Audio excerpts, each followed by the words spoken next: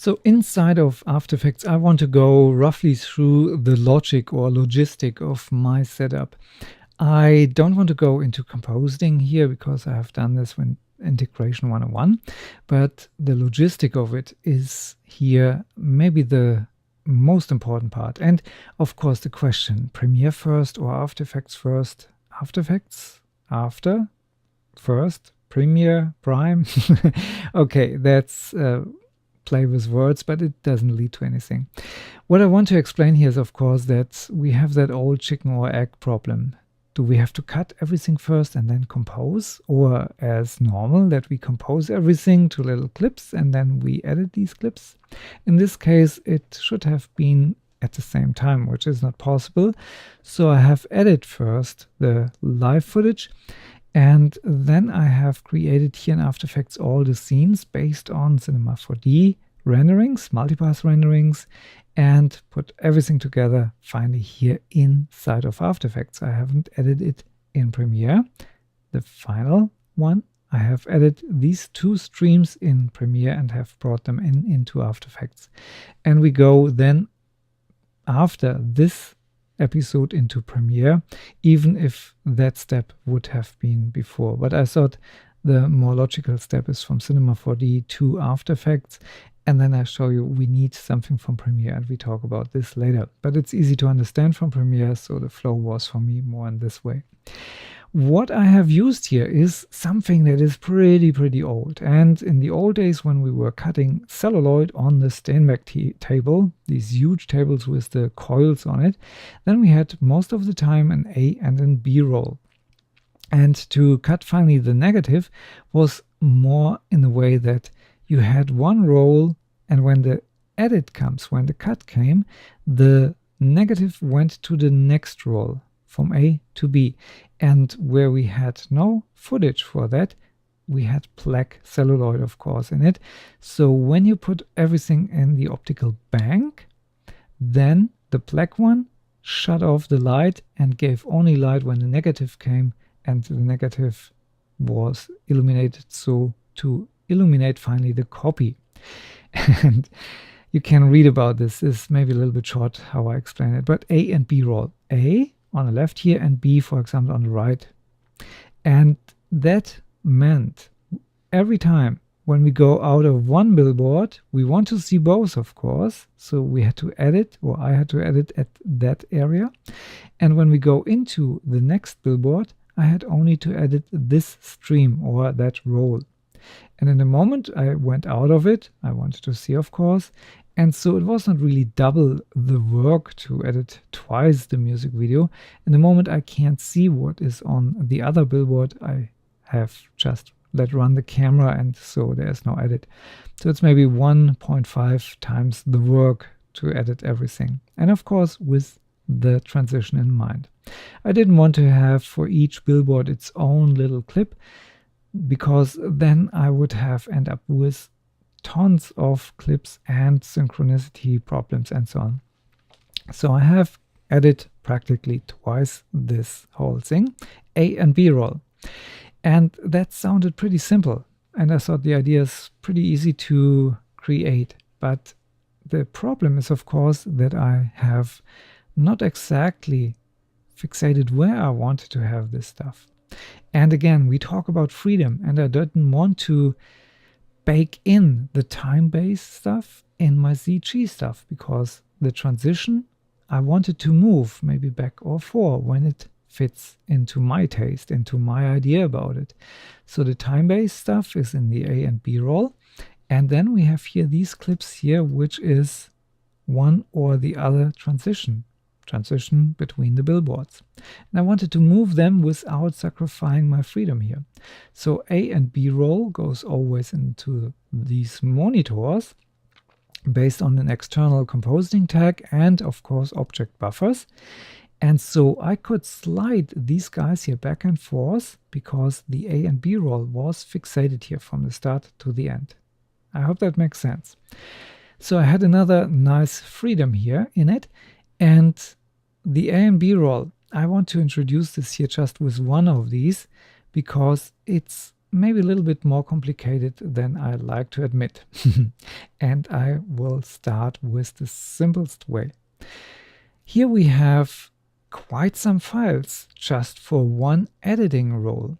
And here is the A role, here as proxy. And then we have here a little bit more. Let's have a look. First, I want to scrub here along. This is just one time along. And yes, I love the CinemaScope format. That is always a little bit challenging, but I love that. And that is my taste, and you have maybe a different one. That's fine. So this is the A roll, not in full HD or 2K. So I saved a little bit render time here, of course. I switch this off and I start here with the sound file. This is of course here exactly to stay in sync. I don't do this here for the demonstration. Then I had something like this here, which gives me exactly my timecode here.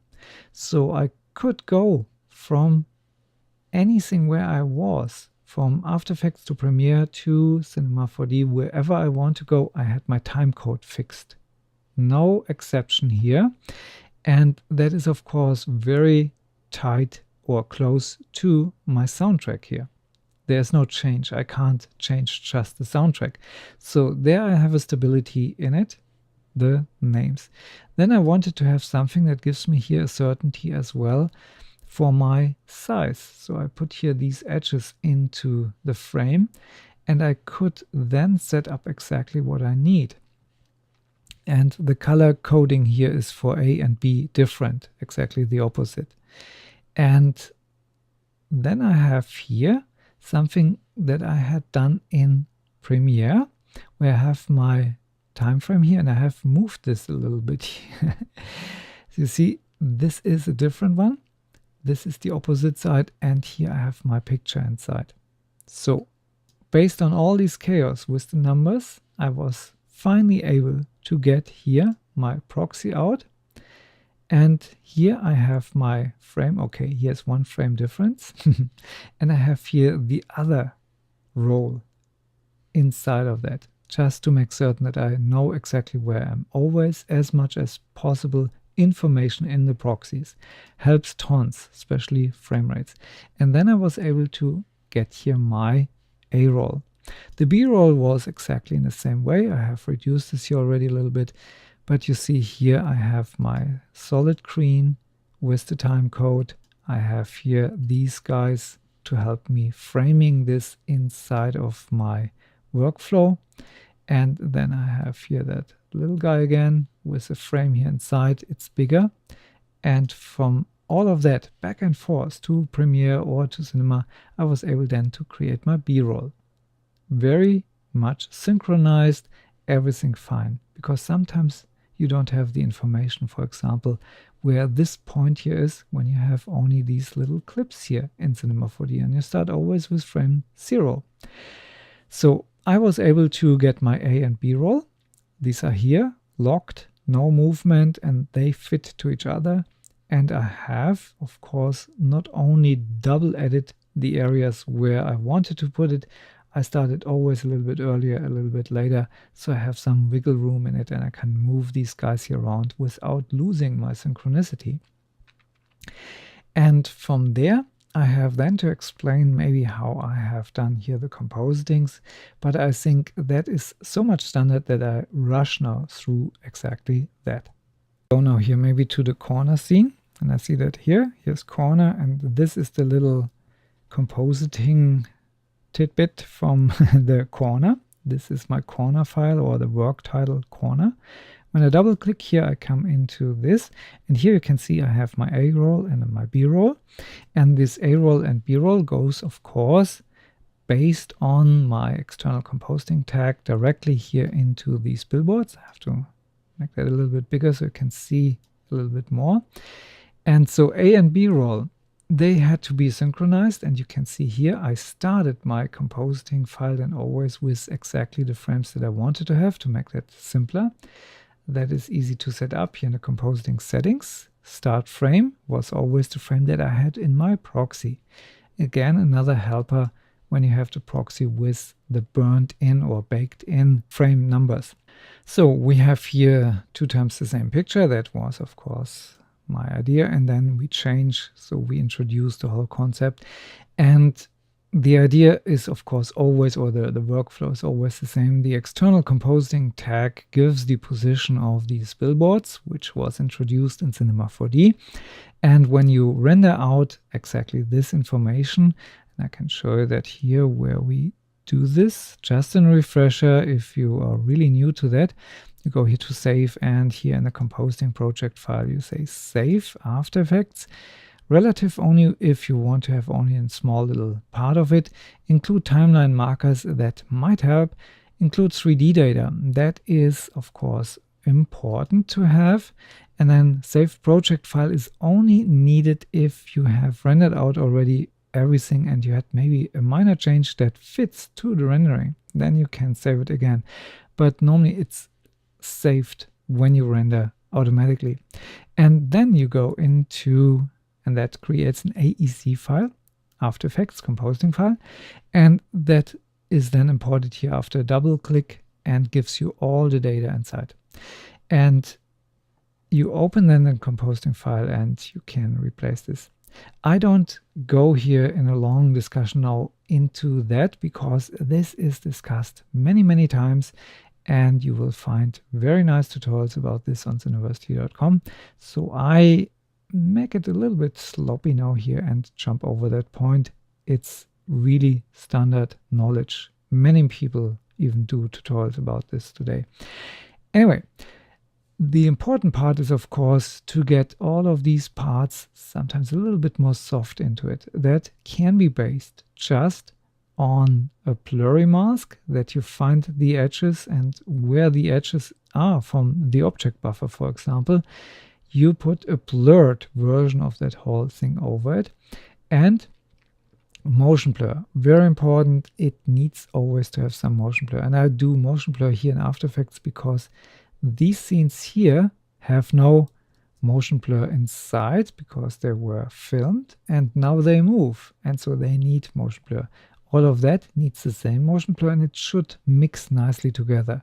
So motion blur here based on the motion vector path and real motion blur from revision. That's my secret sauce here, so to say. And of course, a little bit color correction, a little bit pushing, and so on.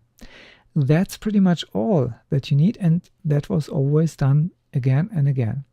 The main problem was always to keep everything in sync, and that was doable based on my proxies with the numbers, so I could set here up always my scene file, my composting file in the right way.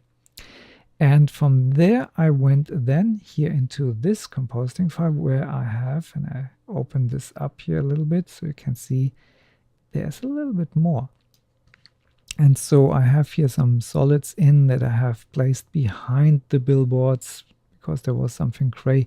Sometimes I have the billboards filled in Cinema 4D already when these billboards were reflected in the windows, so there is something in color and speed in the same way. But I have replaced them all here. And the main idea here was to test out what would be the right workflow.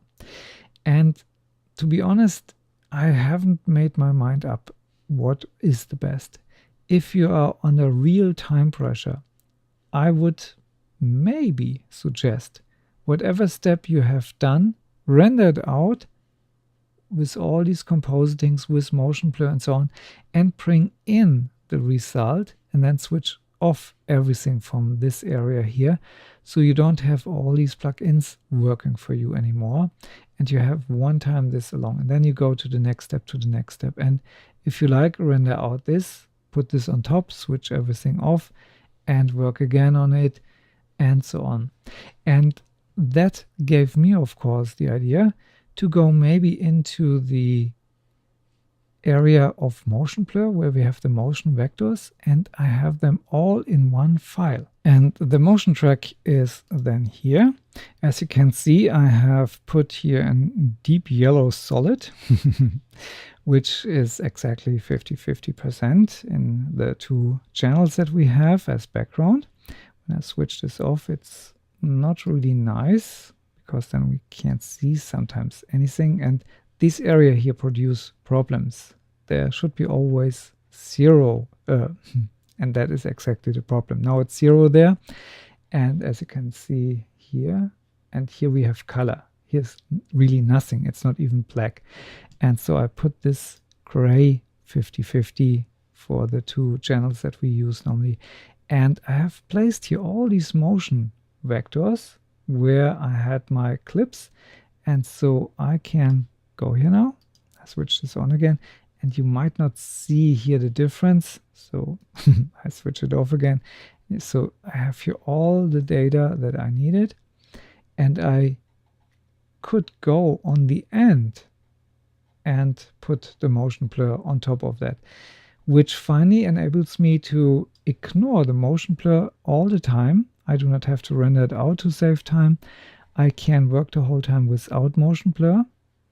Can find my timing here, which is of course nicer when I do not have any delay and refreshing in the picture. And then when everything is done, I use here the motion track, and then I go over the whole scene and render out the motion blur in one step. This has some positive and some negative sides, of course. It's more work to do. You have to manage more, and whatever changes is then, of course, positively in one central position. So you can change one plugin over the time, animate this, instead of finding the parts where it is. And in the same way, you can also organize all your object buffers if you like for the blurry stuff.